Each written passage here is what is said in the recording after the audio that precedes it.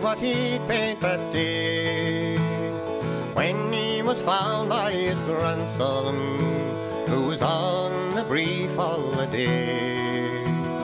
The old man, he was distracted at the young boy's request on that day, and tears welled up inside him when he heard his grandson say, "Paint me a picture of Ireland, of things you'll remember the most, its mountains and its valleys, its islands and its coasts. Paint me a picture of Ireland, of things your memory still holds, something to show my grandchildren, a glimpse of the green, white and gold."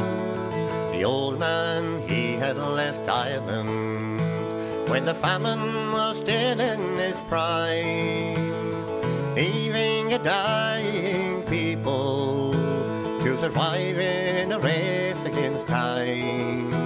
He landed like millions of others in a country that opened its doors, and he never forgot his homestead and shared stories of family and more.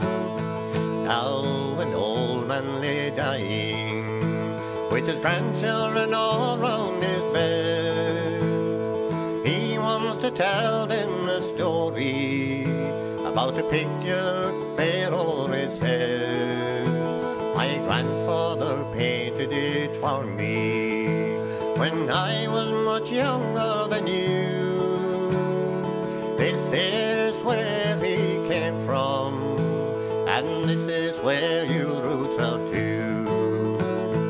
This is a picture of Ireland, of things he remembered the most, its mountains and its valleys, its islands and its coasts.